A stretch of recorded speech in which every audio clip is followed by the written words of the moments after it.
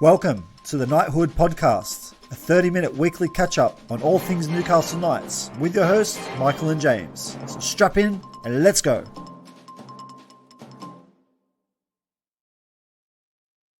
Hi James, how are you, mate?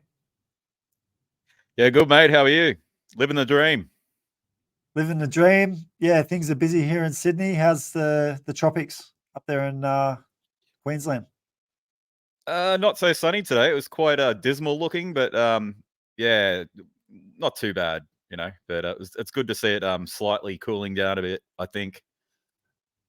Yeah, and you're still in daylight savings, I think, up there as well, huh? Yeah. So I'm 1 hour behind you, and it's sort of thrown us off a couple of times with scheduling stuff. But I'm pretty sure we're going to hang at that now. We have. We did a season preview last week. If anyone wants to catch up on that, you can find it there on YouTube. It's also on Spotify and it's also on iTunes, so you can catch up there. Looking forward to tonight's episode. It's our debut, season debut, and we're going to be getting into the season preview for the Newcastle Knights round 1. Overview for tonight is we're going to be going through the Knighthood Podcast 2024 plans. We'll go over a message from our sponsors, recap our best 17 team selections from last week's season preview, do an injury and suspension update for the teams for Newcastle Knights, round 1 team list review, team list Tuesday today, so teams came out today at 4 o'clock, and then we'll finish up with the Top Sport odds round 1. So the plans for the podcast, the Knighthood Podcast making its debut today for round 1.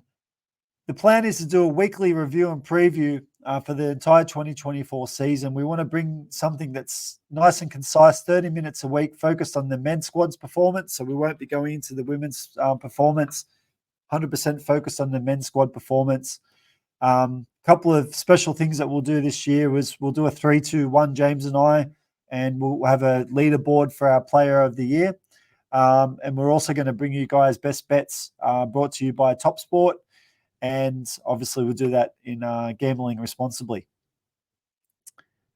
We're going to now just bring you a quick message from our sponsor, MB Optimal Oral Care. MB Optimal Oral Care are our season sponsor of the Knighthood Podcast. They have a range of zero plastic oral care products that are best for you and best for the planet. You can check out their full range of products via Chemist Warehouse online. Find the link in the description. So it's great that MB have come on to sponsor the podcast for the year, and they are really great products. They sell tongue scrapers, which are really good at removing crap from your tongue. And also they sell zero plastic products, which are great for the oceans. We don't pollute our oceans and our environment. So jump onto Chemist Warehouse online, search MBOOC, that's EMBIOOC for further details. Excellent. Let's get into your best 17 from last week's season preview, James. You want to quickly run us through that side so we can compare it to the team that came out today? Yeah, no worries. Basically, I tried to stick with the team that did the job towards the end of last year, and some minor sort of tweaks there. But starting off, number 1, Kalen Ponga. He's a certain there, obviously, Dally M Player of the Year, and hopefully with a full season, he'll continue in that fine form. One of the biggest, I wouldn't say a problem, but one of the hardest things I found with this best 17 was the wing position vacated by Dom Young, and that was, obviously going to be really hard to fill due to his, he had such a great year, such a dominant player, a big guy, and we sort of, there's probably only one guy who could have filled that with a similar sort of frame, but I opted for the safe bet of Anari Tuala, experienced player. He won't give us as much sort of go forward out of the back end as a Dom Young or a bigger body, but I think he'll do the job, and he's a great finisher. No-brainer for Dane Gagai and Bradman Best as the centers. Very experienced player in Dane Gagai, getting to the end of his career, you'd say, but defensively, a very solid player. Bradman Best coming off the back of his best season, no pun intended. Played Origin last year and didn't, he killed it, really. I was really impressed with how he fared at Origin level, and he brought that back to clubland. Greg Marshew, going to get from him just a great runner out of the backfield, just makes those hard yards, and he's a great finisher. Can have the odd off game, but hopefully he can sort of sort that stuff out. Sure. One of the hard ones, I initially would have put Tyson Gamble in there, but I opted for Jack Cogger at number 6 purely because we've bought him, and I sort of feel that we're going to have him there in some capacity. And I don't really see him much as a bench player. So I put him at number 6 and moved Tyson Gamble to the bench, the 14. Number 7, Jackson Hastings. I've also got him as captain purely because of his level-headedness, and he's very calm, and he just gets the boys around the field. I think it's good to have those guys in some sort of a leadership role. Getting to the forwards, I've got Jacob Saifidi and Leo Thompson as the front rowers. Just big bodies, hard heads. Guys will get us going forward, and they won't let us down. I've opted to stay with Phoenix Crossland as the hooker. Obviously, we got Jaden Brayley there, and he's the big name hooker. But Phoenix coming off the back of the 2023 season, where he was just incredible for us, took his game to a new level, and I had to have him there as the number 9. Tyson Rozelle, again, what's to say? You know what you're going to get from him: tough player, experienced player, and a rep player. So he's got to be there. Number 12, the other back rower, I've got Dylan Lucas. I thought he was really impressive last year. I thought he struck up a really good combo with Jackson Hastings on the edge, and he was just really impressive.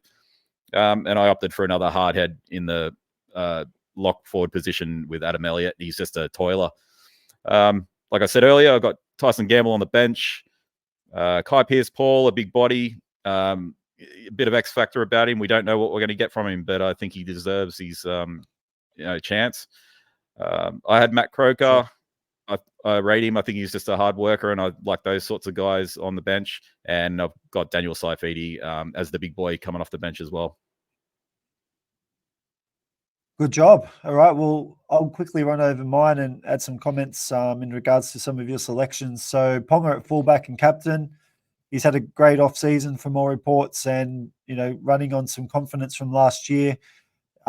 He's at a full pre-season at fullback, no stuffing around, thinking about playing 5'8" this year, and seems to have gotten over his concussion concerns. So really looking forward to a solid year from Kalen. I've got Wathan Drecke on the wing. I think I've picked him in this position over Tuala because he's got the right frame, similar to Dom Young. He's 23. He's up and coming. I think potentially he's just a better fit. And we've got to basically pick players in the positions, based on what's actually going to take us to the top 4 and towards a grand final. Some hard calls need to be made. So I'm picking my side based off, I think, potential, and then it's up to the coaches to coach these players to that potential.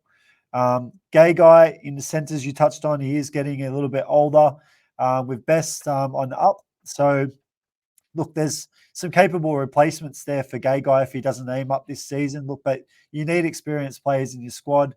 I know when Wayne Bennett came to Newcastle, a lot of people probably weren't fans of him, but he did actually take us to a prelim final, and we had a lot of experienced players in our side. So this side does have a good mix of up-and-coming youth and experience, and hopefully Gay Guy can have a really good season. Marshew, you mentioned he's got great carries and has an odd off game, and I just hope that he doesn't have those odd off games. He was scratching from the first trial, which I thought was a little bit interesting. I'm not sure why. I've picked Price at 5'8", based off X factor, based off potential. I really like Gamble, but at the end of the day, hard calls need to be made if we're going to go all the way to top 4 in the premiership. And I think he's potentially got the most upside. And I think Andrew Johns also recently came out and said the same thing. Jackson Hastings there at 7, hopefully with a good run of, no injuries, no bad ankle this year. He can really prove his potential and guide the team around the park. Jacob Safedi and Thompson are really good front row, and Thompson is now really the leader of this pack. I've got Brayley in there at 9 because the club's decided to keep him regardless of his injuries, and I think he's the best starting 9 in the club based on the squad. If you want to have the balance of the squad right, I think Crossland is a better 14 than Brayley, and Jaden potentially is a better starter than Phoenix. That's debatable. But for the balance of the side based off the squad, I've gone with Brayley at 9. Frizzell's an obvious selection at second row there, and I've got Kai Pearce-Paul once again, X factor. Potentially linking on an edge with Ponga. I've got also Adam Elliott. Hopefully, he has a better run of injury this year and can aim up and take the team forward from the lock position and act as a bit of a link. Then I've touched on Crossland, Safidi, obvious selection. The Safidi twins both need to aim up this year and play to their potential if this side is going to make the top 4. Jack Hetherington, I think, will continue on improving from last year and get better.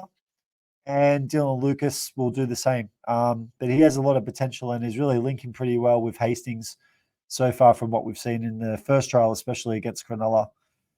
So that's our best 17 from our season preview. Let's run over the injuries and suspensions. At the moment, we've got 1. So we've had a good off-season, no major issues. Brayley's done a hamstring. It seems to be minor. It's not it's not great. He's coming off some pretty major injuries, but hopefully he can sort of overcome this hamstring injury, and he may have to make his way through Reggie's now. Hopefully we win our first match and he actually has to come back through Reggie's and prove himself. Let's get on to now the round 1 team list. So this was released at 4:00 today, team list Tuesday from NRL.com. Caleb Ponga, captain at fullback. Anari Tawala on the wing. Dane Gagai and Bradman Best in the centres, with Greg Marju on the other wing. Tyson Gamble's been named at 6 with Justin Hastings at 7. Safidi, Jacob, and Leo Thompson in the front row with Phoenix Crossland in there at number 9. In the back row, we've got Frizzell and Dylan Lucas. Well done to Dylan Lucas. His trial form stood up and he's kept his starting position there. And Adam Elliott is going to round us out at lock. On the interchange bench, we've got Jack Cogger. Not his debut, but it's well done. He's made the top 17, and it's good to see a Knights junior back in the side. Daniel Safidi, Jack Hetherington, and Kai Pearce-Paul will make his debut in the 17 jersey. In the reserves, we've got Jed Cartwright, Thomas Jenkins, Will Price, Brodie Jones, and Thomas Camp. What are your thoughts on this round 1 team list? Yeah, it's a strong side. It's not really surprising, to be honest. I know we just went through our best 17s, but I think deep down I knew he'd go with Tyson Gamble, Jackson Hastings in the halves. Yep. I think the big thing for me is how they're going to utilize Jack Cogger at 14. What sort of role is he going to play? Is he going to play more of a hooker role? If that's the case, is he going to be up for the defensive load? So, obviously AOB's got his plans in place and has a strategy, but we'll see what happens there. But overall, I'm happy with the team and pretty much no surprises there. I'm happy with the team. I think everyone deserves their spot, and I think it's a strong team. There's a squad of 30 players, so they're all going to need to be used at some stage throughout the season. Look, overall, it's strong. Tawala, let's hope he performs well. Like he's a really solid player, and I really do hope that he aims up and keeps his spot. But I'm sure at some stage, Moff and Drecky's going to put some pressure on him. But yeah, overall, really happy. It's a good enough side to beat this Canberra lineup, which we're going to have a look at now. So number 1 is Jordan Rapana at fullback. On the wing, Nick Kotrick. Other wing is Xavier Savage. Now we've got in the centres Matthew Tomiko and Albert Hopewadi. In the halves, we've got Ethan Strange and Jamal Fogarty. In the front row, we've got Josh Papali and Joseph Tapine. Hooker is Danny Levy, the familiar ex-Knight. In the back row, we've got Hudson Young and Zach Hosking. another ex-Knight there in the back row. Number 13 is Morgan Smithers. And on the interchange bench, we've got Tom Starling, Emre Gula, Ada Matatora, and Pasami Solo. Reserves, KO Weeks, Simi Sasagi, Zach Wolford, James Schiller, Trey Mooney.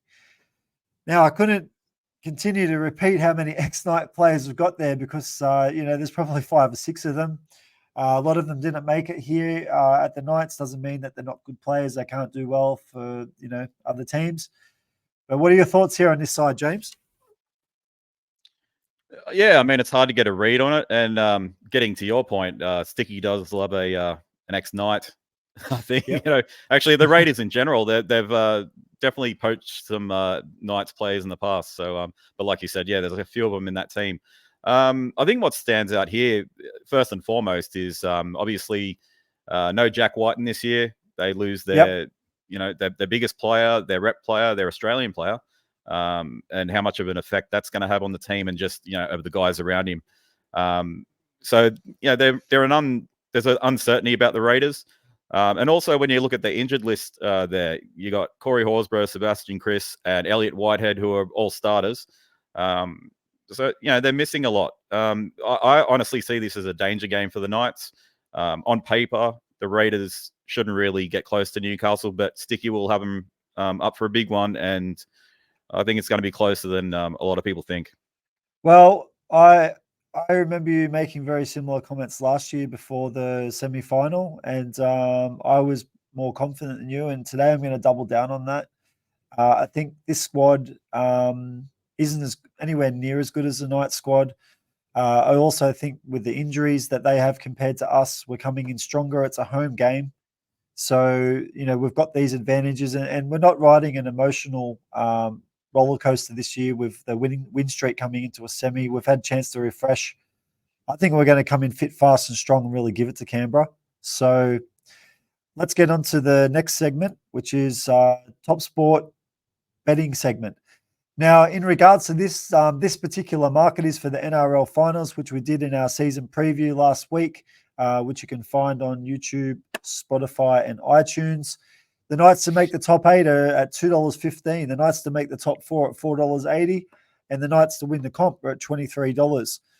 James, last week, I think you said if you had the 50 or a pineapple or a $100 greenback, you'd whack it on the Knights at $2.15, even though you have tipped the Knights to make the top 4.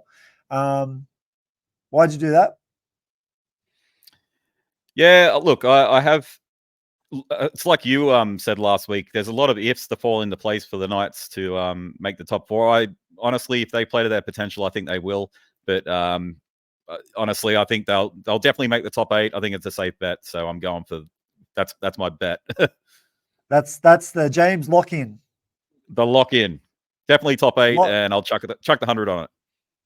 Don't worry about Eddie. Just lock it in, James, at the Knighted podcast. 100%. So my bet was to have to hedge the bet, pineapple each way on the Knights to make the top 4 at $4.80 and Knights to win the comp at $23. I don't think we're any certainty to make the top 4 this year, but if we're just throwing a couple of pineapples around, let's go large and go for the top 4 to win the comp. And that way, if we make the top 4 and we lose, we don't make or win the grand final, we're still going to come out in front. That was last week's. Now let's get on to the round 1 market. Knights to win the match against the Raiders on Thursday night at $1.40. Canberra to beat the Newcastle Knights are at $2.94. Knights at the line minus 7.5 at $1.90. Knights 1 to 12 at $3.05. Knights 13 plus at $2.56. So that's the favourite out of the 2 options there. And then we've got first try score favourite is get Greg Marju. If you had a pineapple again or a greenback, what would you chuck it on this week, James? I think it's going to be a close one, but I think the Knights will get up. So I'd go the Knights 1 to 12. Put 100 on that. Knights 1 to 12. 1 at 305, 100. Geez, he's going large this week, and so that'll give you a good return of $305. I got a shitload of money all of a sudden. Yeah, throw it away. We will keep a tally of this over the course of the year. So whatever we say at the Knighthood podcast, we are accountable for it. So we'll keep a tally of our bets. So that's James for the record. $100 down. Lock it in, Eddie, at $3.05. My bet for the week, so I'm going to go opposite. I'm going to go Knights 13 plus the $2.56. I also think that if you're having a multi this week across the NRL first round, I would lock in the Knights at $1.40. I think that's a really solid bet. Home ground advantage, stronger squad. As I mentioned before, no roller coaster emotions this time. They're going to go out there and I think give it to the Raiders. So always please gamble responsibly. Never bet with money that you can't afford to lose. And when you're betting, don't chase your losses. Take a breather, reset, watch the Nightwood podcast, for the next round and load up and go again. Okay. So look, that wraps up the majority of the content. Yeah, it's been a good short and sharp session for our first one. Next week, obviously, we're going to be doing a review of what's happened on Thursday night. Hopefully, we'll be talking about a Knights victory. Have you got anything final to add for us here, James? I think the only thing I wanted to add was the importance of the Knights getting off to a good start in the season in general. Particularly this game, in a game that they should win on paper, and they should win well. I've just got a feeling that the Raiders are going to be up for it. I think the Knights will win, but regardless, we just need that win straight off the bat and not sort of start the season like we did last year and be chasing our tail the rest of the year. So I think that's a very important thing that they get right.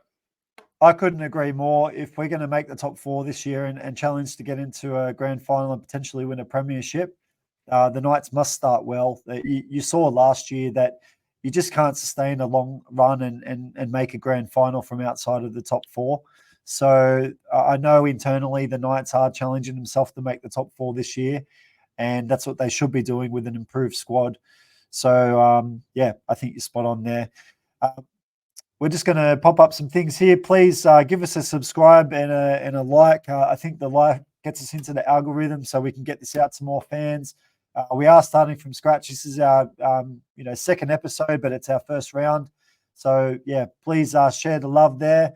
And it's also available on Spotify and on iTunes for your daily commute. So if you want to change the platform, go across onto the audios. They're available.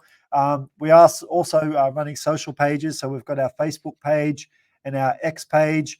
On X, we will be doing live updates during each match of the season. So be sure to sort of follow us there.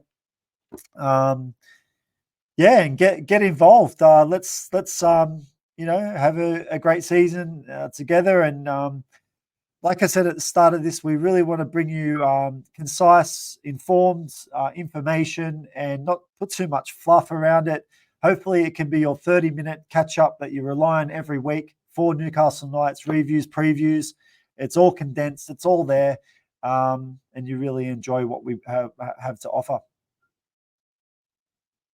100%. And just how good is it to have the footy back? I used to love cricket when I was a kid, but it was a long off season, and I'm just pumped for it. And watching the footy on the weekend, which was great. It was a great product over there. See it happening in Las Vegas, and 2 good games. Not that I cared about the teams, but just great to have the footy back and raring to go for Thursday night. Yeah, it's great to have the footy back, and we're going to go with our little outro here. It's the Knights winning song that they're going to sing in the shed. So let's hope that they're singing on Thursday night. Thanks, mate. We'll catch up with you next week, hopefully talking about a Knights victory. No worries, mate. See you next time. Catch you later.